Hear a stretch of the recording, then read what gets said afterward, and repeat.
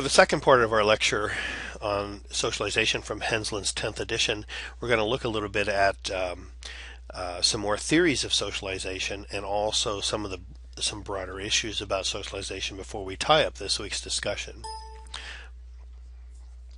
One thing I wanted to mention to you about Freud's theories of psychosexual development as we move into other theories is that Freud's theory holds that if you have problems during any of those five psychosexual stages, remember the oral, anal, phallic, latency, and genital stages. If you have problems in any of those stages which are not effectively resolved, then Freud believed that one will become fixated at that early stage and when under stress then regresses to the characteristics of that stage. And again, if you talk about, if you know people who you think have anal personalities, for instance, or something like that, those that perhaps are overly focused upon sexuality, even for that matter, might be fixated in the genital stage. There used to be theories that smokers and drinkers also were fixated in the oral stage. So, in any event, the theory holds that when under stress, you regress to the stages that you haven't resolved, and so that's just something as a way to kind of lead into the next discussion, which is about a theorist by the name of Erikson, who is considered to be what is called a neo-Freudian in his theories, and that is that he also sees stages of development in man and recognizes many of the same kind of important principles that Freud recognizes, but also sees developmentally differently. And one of the big differences with Erikson's stages is that he sees development as occurring throughout life. It doesn't end in puberty, but continues on into old age.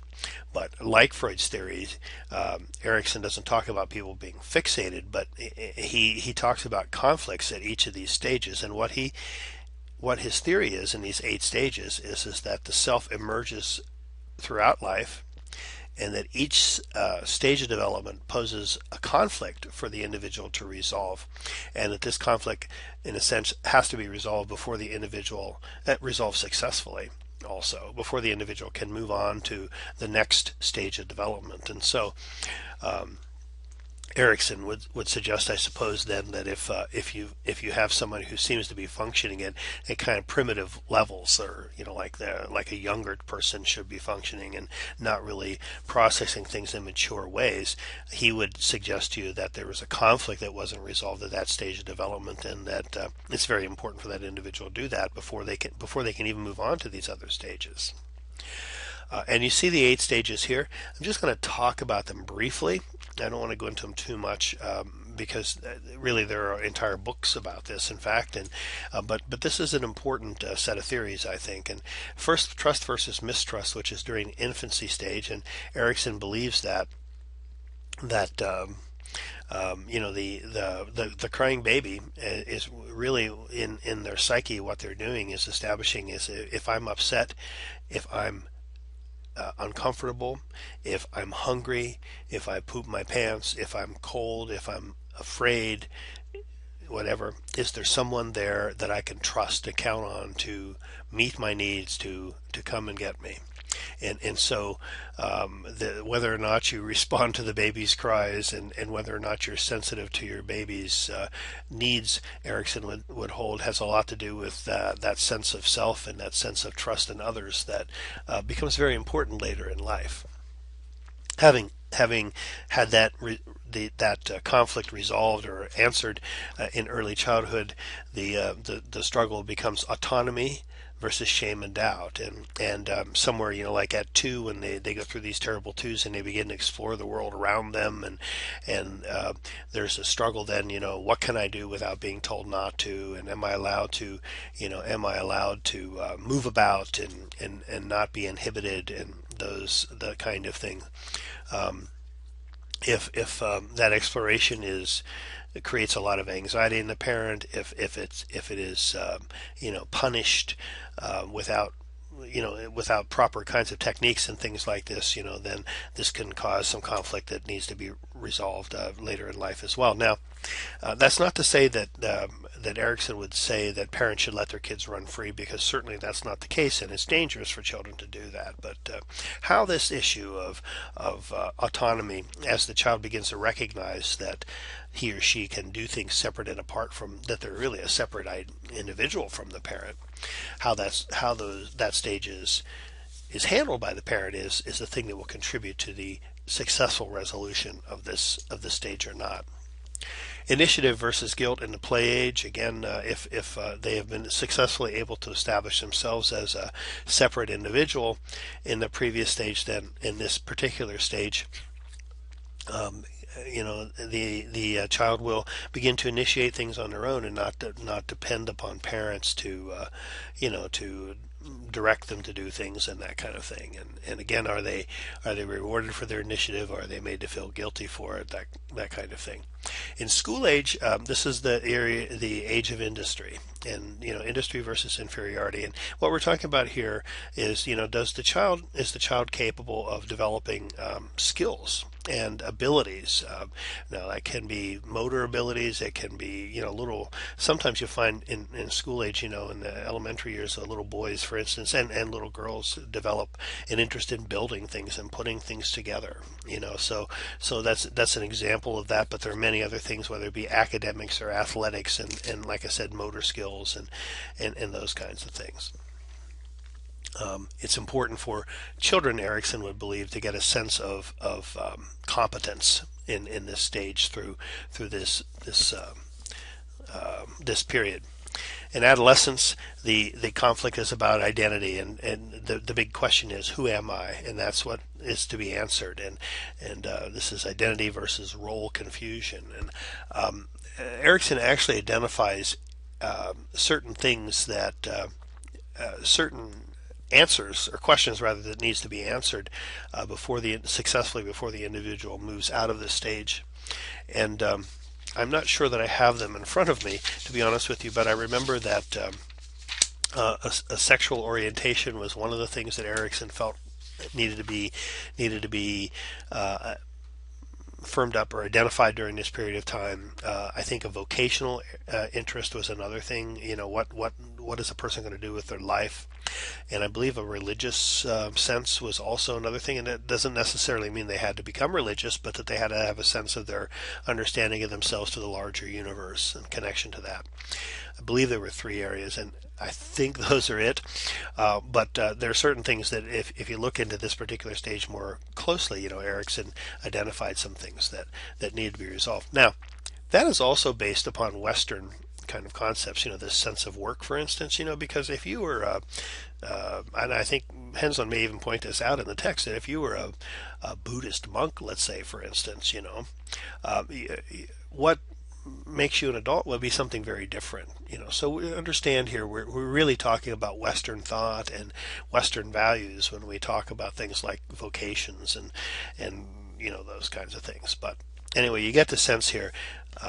Erikson feels that the individual needs to be able to have a sense of who they are before they can move on to the next stage, and that is in early adulthood, where having identified oneself and have reasonably confident sense of an identity, you then become able to kind of share yourself with another person, and this is intimacy versus isolation. Intimacy includes sexual intimacy, but also includes other kinds of areas of intimacy. And what we're really talking about here is not so much sexual intimacy as we're talking about individual intimacy, the ability to be open to others, to share what's inside, to not be ashamed of who we are, and to be willing to let others see us. And that is the thing that enables us to connect with other individuals, other people, in a healthy adult relationship. And of course, it depends on what particular relationship it is, and there are boundaries in relationships. That's not suggesting that we achieve an intimate relationship with everybody we encounter, but for those important individuals in our lives, the ability to be ourselves and to be comfortable with ourselves and to share ourselves is the thing we achieve in early adulthood in this particular phase. Otherwise, we remain isolated as individuals, and all sorts of psychological issues can arise from that. In middle age, it's the sense of am I doing something useful with my life? Am I producing things? By this stage, one's children, oftentimes at least, have grown and are moving on. Do we have a sense of happiness and pride in our children? Do we have a sense that we're achieving things as adults, as an individual life that we can be proud of, whether it's our career or it's our family or it's our hobbies, our areas of interest? And finally, in old age, integrity versus despair. As the individual looks back over life, does the individual have a sense of that it's been a life well lived, basically, and a sense of who they are, and that this is, we're talking about wisdom here. Does the individual have this sense of wisdom and comfort with self? And so these, again, a pretty poor description of each of those age stages. Some may be better than others, but this gives you a sense of how Erikson sees socialization happening and personality is developing. Paul Elkman talked about 6 global emotions, and these are emotions that he says are experienced all around the world in every culture: anger, happiness, disgust, sadness, fear, and surprise. But we have. I think you'll find as we talk more and more during the semester, when we talk about culture and socioeconomic levels and those types of things, that one of the things we learn is that the emotions we experience in part are due to how we're socialized. And so what Elkman is saying is that the emotions are universal, but how we express those emotions are the things that differ from culture to culture.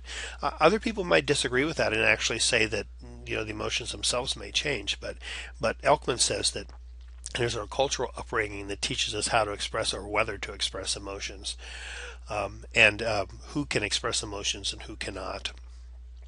And so different cultures teach their children to experience and express emotions differently. So the basic upshot of this, I guess, is Elkman believes that it is the culture that controls the emotions within us and kind of dictates what we experience in that area. That's an interesting thing to think about, because we tend to think of emotions as being very biologically based. And Elkman's saying, well, there are things that everybody experiences, but how we experience it is very different from culture to culture. It isn't biology, he says. We talk a little bit about gender development and gender messaging. How we raise our little boys and our little girls in families. They tend to be very deliberate, but also sometimes is very unconscious. And even when individuals are determined to raise their children free of gender bias, nonetheless their children grow up with gender bias, and partly that may be because there's a lot of this sort of ingrained in us that we do unconsciously, the messages we send out. And one of those things is what we allow our children to do. And it's one thing that psychologists and sociologists have seen time and time again is that the boys are given a lot more freedom to explore, to be further away from parents, those kinds of things, than our girls. And so boys then are encouraged to be active and independent of others, whereas girls are socialized to not really make a lot of choices for themselves and to depend upon others to tell them what's okay and what's not. And active and independent is just for a little bit of gender teaching here. I mean, we're going to get into this more later on, but active and independent are things that are valued in our culture, our society. Passive and dependent are not. And so there are those who believe that this is patriarchal, the results of patriarchy here, where we're really teaching, giving our boys those positive attributes, giving the girls the attributes that aren't so positive, so that boys maintain their dominance and also are seen more favorably than females in a patriarchal society such as ours. The other issue, regardless of what parents do, of course, is what do the peers do, and Barry Thorne in her article in the reader that I referenced earlier talks about the playground being gender school, that the peer group, if the parents don't do it, it is the peer group that is going to reinforce traditional gender roles. Little boys are going to teach little boys to be little boys, and little girls will help little girls become little girls, and this is just the way.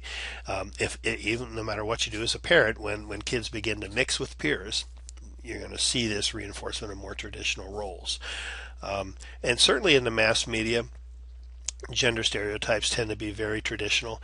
Now, do we see some changes in this? Perhaps a little bit recently, but when you really look at the messages and the action characters in many of the stories we watch on TV, the media really, and we're not only talking about movies and television, we're also talking about music, for instance.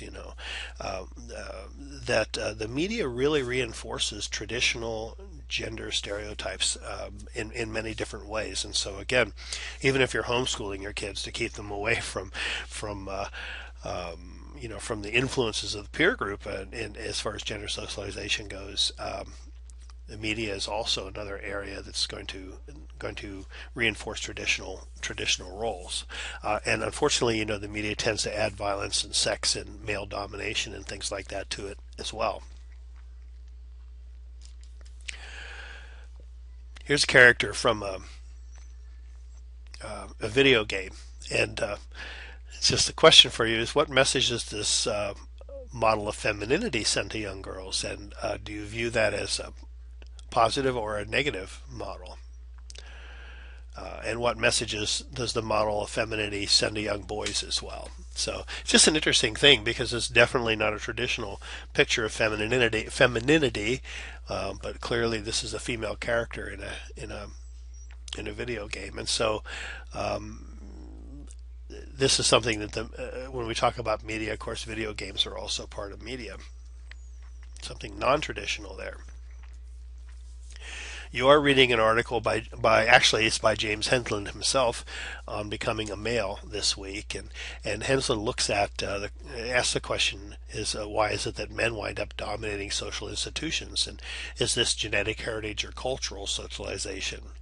And some of the conclusions he reaches in this study or his article I should say, is that male socialization doesn't prepare males for healthy relationships with females, particularly in marriage. That the kinds of things we teach males, again, this is one of those themes in the men and masculinity class that I teach, is we teach males to be strong, to be independent, to really not focus on emotions, but really to kind of set emotions aside and to achieve and to compete. Traditional models of socialization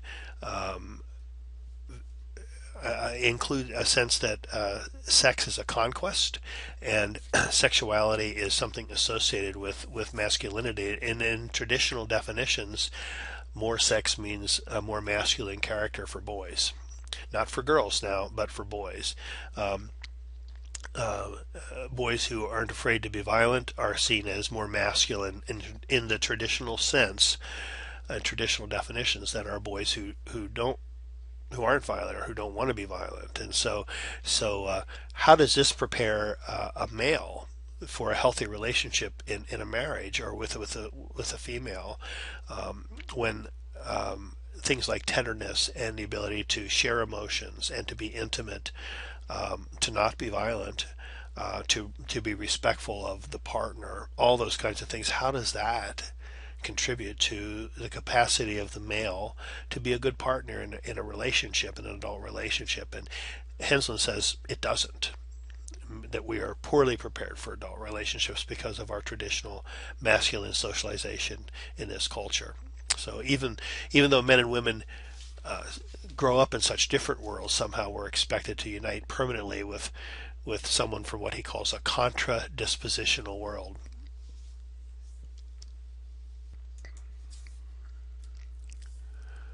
Kohn did a study or whatever and looked at how social class and the type of job affects parents' attitudes about child rearing, and this is the family being one of the agents of socialization.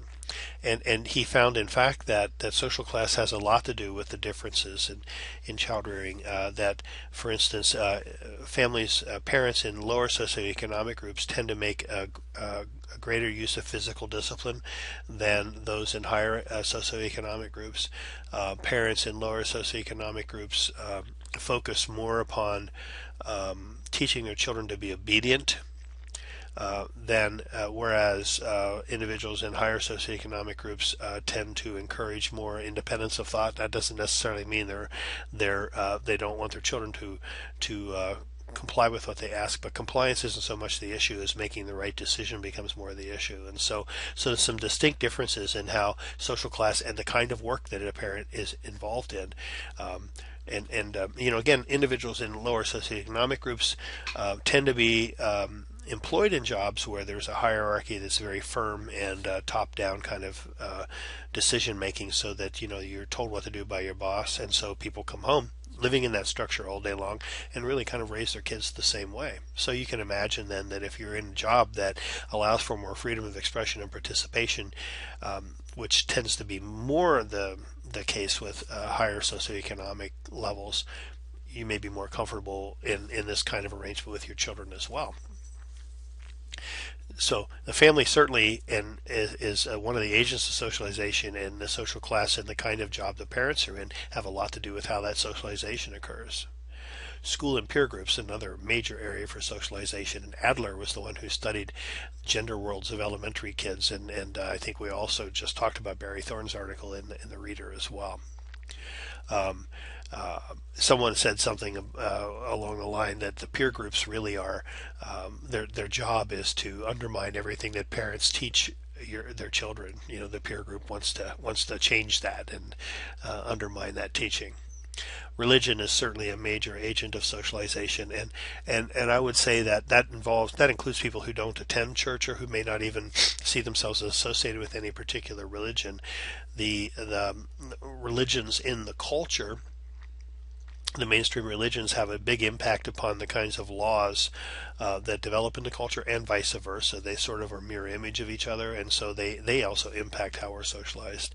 Children are socialized greatly in daycare, and this is a source of some fear for parents. When they turn their children over to another person they don't know, and they don't know what the person's values are. And it's the reason why parents should be careful about the daycare that they select for their kids. And then in the workplace, trying on a role before one enters it later in life. This is called anticipatory socialization, and we shape ourselves and tend to mimic the behaviors of individuals that do the kinds of things that we want to do later in life. And so this would be anticipatory socialization. To be like Mike, for instance, for little boys and who wanted to be a professional basketball player, for instance. But this also includes kids developing an interest in a particular occupation and being very attached to persons already in that field.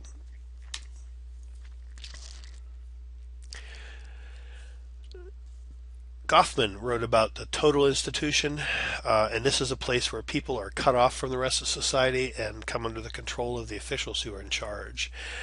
And what happens is a resocialization, because one has to learn a new set of norms and attitudes and values to match this situation in life. And resocialization can be mild, but also very intense. So when you get married, for instance, and a bachelor has to learn to conform his thinking perhaps to include his wife when making decisions. And when he becomes a parent, your values and your beliefs begin to change. So those are some mild forms of resocialization as you refocus your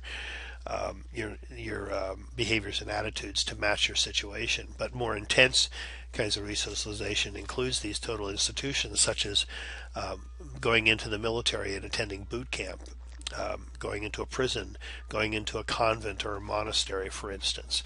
These are institutions where you're cut off from the outside, and you're under the total control of the individuals who run those institutions. And there are certain things that degradation ceremonies in total institutions that kind of mark that separation. For instance, in going to boot camp, the cutting the hair, shaving the head bald is an example of that. Everybody wears the same clothes. I can remember when my second son went off to the military, I got a letter written, obviously written beforehand, but supposedly signed by him that said, don't send me comic books, don't send me cookies, don't send me, this, don't send me that. I do not need these things any longer. I'm a soldier now, and I am apart from you. And it was. I think for some parents it'd be a very harsh kind of separation, but the point of the letter is that the military wanted me to know, his drill sergeant wanted me to know that he was now in a different life, and that what I taught him was going to become less relevant. Now what the drill sergeant taught him is what was going to be most important, so don't pollute him with all these things from home. Surely signs of a total institution. When an individual goes into a prison, the typical stereotype, at least, of this is they're taken to the shower, they're stripped of their clothes, taken to the shower, then deloused with powder, delicing powder, and then as the stories go, at least, as they're portrayed, then forced to walk down to their cell nude in front of everybody. Whether that actually happens in all prisons or not, I'm delighted to say I can't tell you for sure, but in any event, again, just an idea of the kinds of degradation ceremonies that occur that kind of says you are no longer an individual, you are one of a group, and this is who you are. So, total institutions. So, this socialization throughout the life course here, it talks about the different kinds of phases of life, and these are not anything that I think you're not familiar with already, but of particular interest, though, might be this middle stage here, the transitional or emerging adulthood. What I want to tell you about this, first of all, um, uh, talk a little bit about olden times. I can remember a picture from, I think it was from or it wasn't a picture, it was a drawing or a painting from a Roanoke colony, I believe, in the 1600s of America. And there was a rendition of Sir Walter Raleigh in a book with his son, who looked like Sir Walter Raleigh, but shrunk down to one fourth the size. I mean, he was dressed the same, he stood the same, with the exception of not having a mustache. He just looked the same, and that really was, I believe, a good illustration of how we used to see children. That children were not different, they weren't unique, they didn't have different needs, that they were just young adults and little adults, I should say. And so in fact, in medieval times, this is a good social work story, that children were seen as being so not even human, really, that in medieval Europe, the story goes, and I suspect there's some truth to this, there was this game they used to have. In Europe, they had these very narrow streets in the old cities, and uh, 2, 3 story buildings or whatever, tenements, and very narrow streets, and that children or that families used to have this game that they would wrap babies up in blankets and toss them back and forth from second story window to second story window across the street. And the point of the story is that in those days, we weren't even really looking at children as being human beings yet, So our concept of what childhood is all about is something that has really developed, and much more so, in the last couple of 100 years, where we began to recognize children as having different needs and requiring different considerations and things like this. Likewise, the whole concept of adolescence, which of course is now carved in stone in our thinking, was a new concept just a little over 100 years ago. A theorist by the name of G. Stanley Hall wrote this massive work about adolescence, and really most people believe that this is where the whole idea of adolescence as a separate stage was established. We didn't just go from being children to being an adult, but there was an in-between period of transition. of interest in this is that this occurred at a period of time when we had had several different economic depressions in a couple of decades before the turn of the last century in 1900, early 1900s, and there was a lot of unemployment, and there was concern about not having enough jobs. Wages were very low, and one of the things that needed to happen was that the children needed to come out of the workforce so that the work could be established for the adults, and in those days the adult males really, and so this notion of adolescence develops that says, hey, they're not grown-ups at 13. They're still developing. They're still children. Oh, they're not like little kids maybe, but they're not fully developed adults, and they're not ready to be working. And child labor laws got passed, and mandatory compulsory education laws were passed all around this period of time. And really what it was all about was not so much maybe recognizing that they were different, but needing to see them as different because of economics.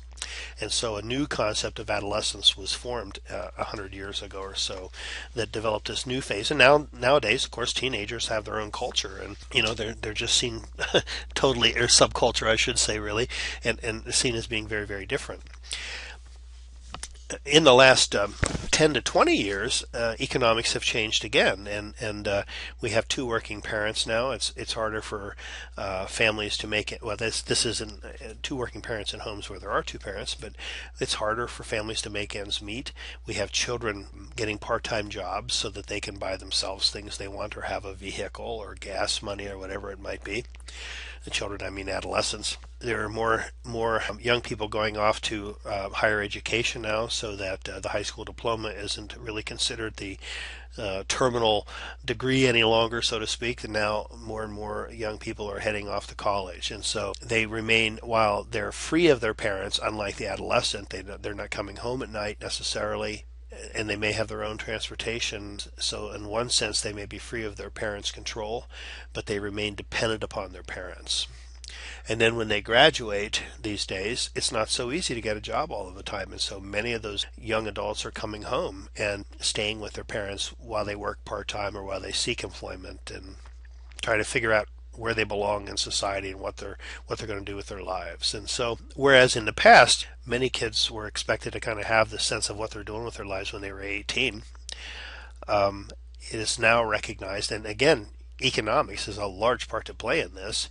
They now begin to recognize that really young people don't have their feet on the ground and don't have themselves established, and aren't necessarily fully expected to be living like a totally responsible adult now until somewhere around 25 or 30. And so this new concept of this emerging adulthood has developed in the last 10 or 20 years. It's very interesting to me to see this too, because this whole new concept of this additional stage of life has developed since I've started teaching, as I was saying, and it's just been very interesting to see this emerge at the same time that we're very aware of the economic problems in society and understanding the connection between these two. These aren't necessarily biological phases, I guess is what I'm trying to say. Even the middle years, for that instance, or the older years, in some cultures, people are live to be 100 routinely and work well into their 90s and are expected to do that. Whereas in our culture, 55 or 60 people are retiring nowadays.